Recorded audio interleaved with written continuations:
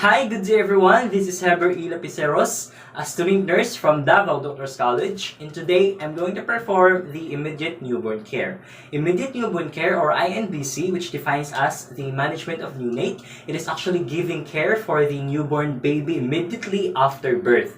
So of course, in prior of doing the procedure, is we need to wash our hands. It's actually the universal way of preventing to deter the spread of microorganisms. So after washing our hands, is we really need to organize our materials that we're going to use, or the materials that are needed. And it is actually to save time and energy. So we have, of course, the cotton balls, the assuming this is the ROH, the bonnet, the OS with ROH. We have the BCG, the Hep B vaccine, the vitamin K, the ophthalmic ointment, of course, sterile gloves, assuming this is the umbilical clamp, the forceps, of course, syringes, measuring tape, and thermometer. So after defining or after organizing our materials that we're going to use is not, and of course afterwards we're going to properly identify the infant through name, band, or rest tag. So this is actually rendering the right care to the right patient. So we need to enhance infant's comfort by keeping the environment warm. This is actually because cold environment can make excessive heat loss to the infant. So of course afterwards, so wash his hands before putting on working gloves. So this is actually to eliminate the microorganisms transfers. So after that, we need to weigh the newborn correctly. Why? Because lost weight by that time they are a 4-night old, most babies will have regained their birth weight. So now let's proceed to the cord dressing. But before we proceed to the cord dressing, see to it that we've already put in gloves, we've already put on our sterile gloves. This is actually to our protection from any forms of discharges. So using with the OS or operating sponge with ROH, so we need to disinfect the cord 3 times from the base upward. Okay.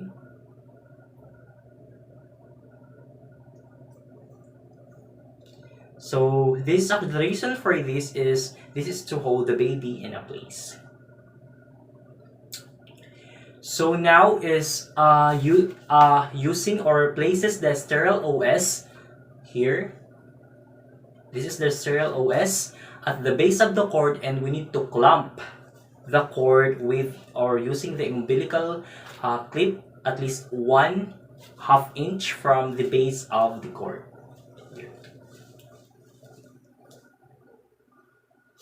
So I'm going to get the our umbilical clip.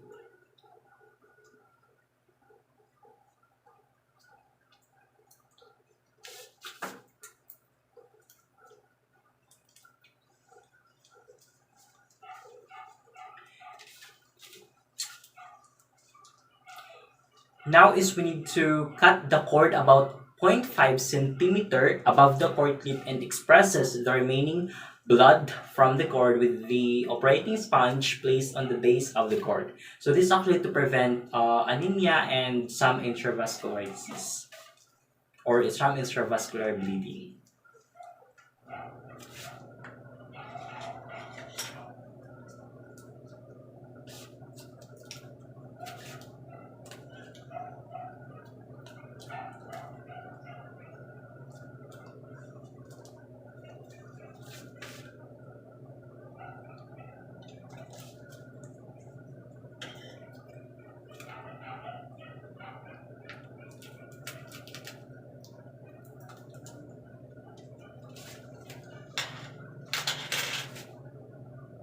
So now we need to place an OS at the base of the cord stump, and of course we need to pour at least 70% of ROH over the cord.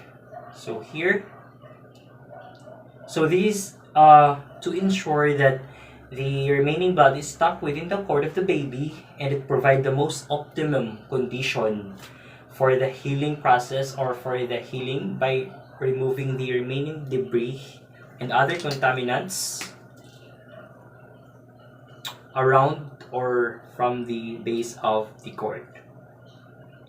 So assuming this is the ROH,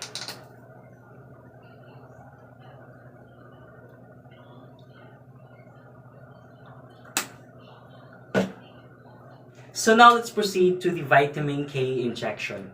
So vitamin K injection is needed. This is to for the blood clotting. This is to prevent some serious disease called hemorrhagic disease. So now I'm going to get our syringe and our vitamin K injection. So we draw the exact amount of vitamin K injection.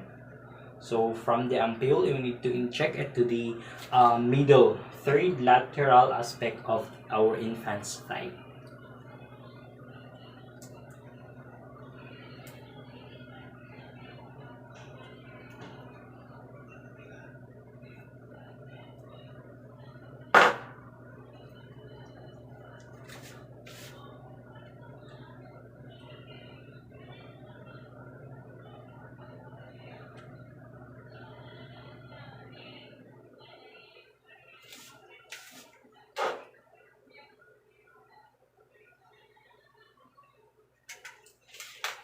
So after injecting our vitamin K, now we are going to inject our newborn the hepatitis B vaccine. So this actually to prevent some serious liver disease of our infants.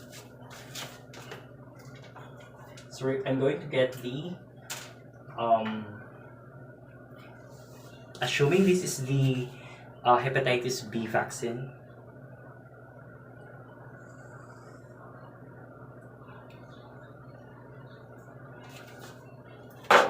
So we're going to inject it to our infant's intramuscular.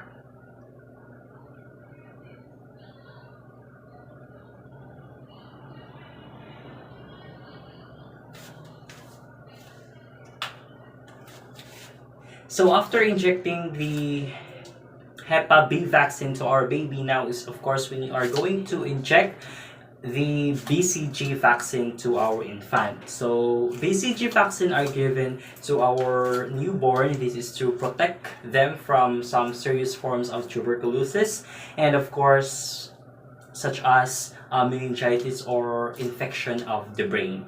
So I'm going to get our BCG vaccine with the, of course the syringe here. Assuming this is the BCG vaccine.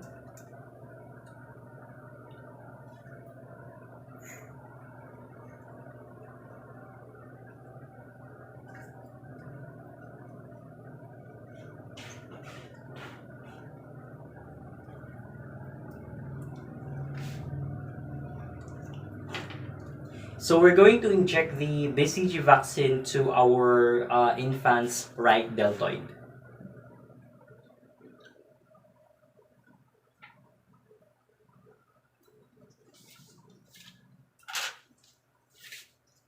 So after injecting our infants vaccines, the BCG, the Hepa B, and the vitamin K, now is we need to perform the or get the anthropometric measurements of the newborn, starting with her head circumference, chest circumference, abdomen circumference, and the newborn's length. So we're going to get the head circumference of our newborn. So in doing this is we need to wrap a flexible measuring tape around our infant's head just above his eyebrows and ears. So here.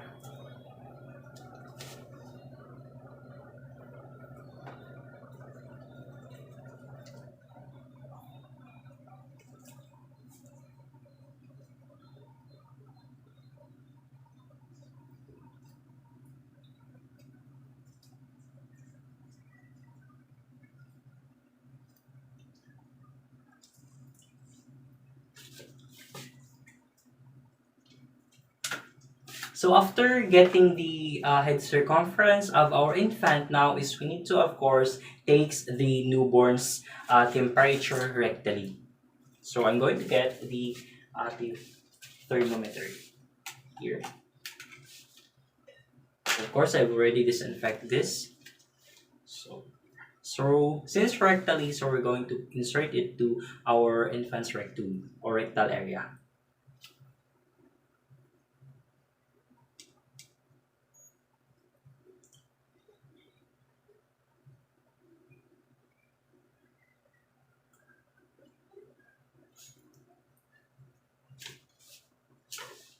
So now let's proceed to the initial bath. So in performing the initial bath is we need to hold the newborn in a football grip manner. So and of course folding the both ears. So this actually prevent the water from entering into the ears of our newborn. So of course we need to carefully wash the newborn's head with the use of baby soap or mild shampoo and wipes dry thereafter. So here. So keep in mind that the fontanelles of the infant are not yet fully developed.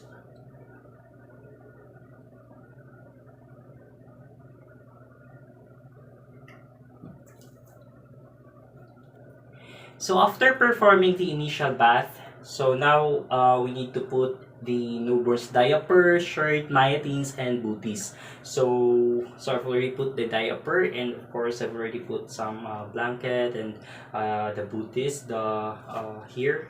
So then we need to wrap the newborn securely with a clean blanket. So this actually eliminate the excessive heat loss. So after that is we need to place the newborn into the crib with drop light on and attaches the crib tag. So luminance coming from drop light can actually help warm the baby. So here, gently put our baby in a crib like that.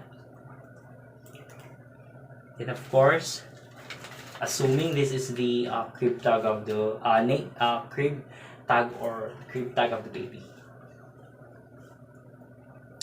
So now is we need to the application of the crates prophylaxis. So we need to shades the newborn's eyes from light and open one eye at a time by exerting gentle pressure. So on the upper and lower lids.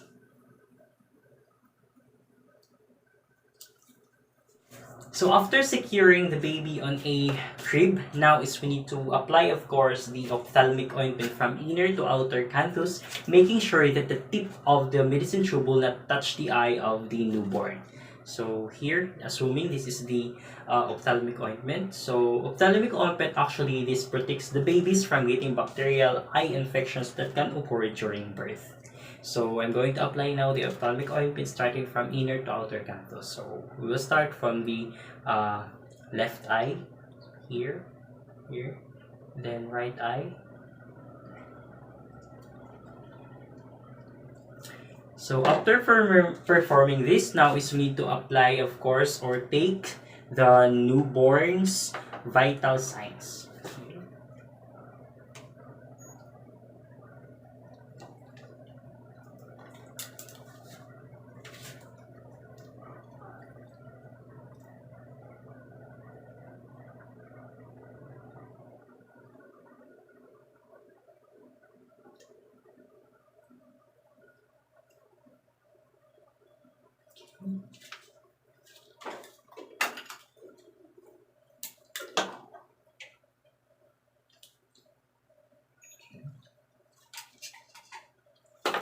So after performing the vital signs or taking the vital signs, now is we need to do the aftercare. So this is to prevent misplacement of the materials and promotes orderliness. Here.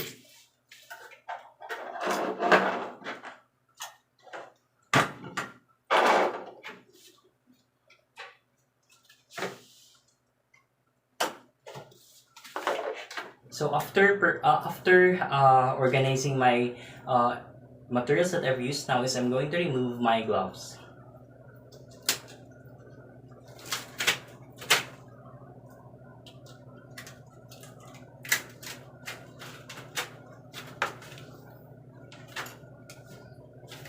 So of course, we need to record the procedure done in other pertinent data. So this actually enhances right endorsement and maintaining the accuracy of data. So answers related questions of the procedure.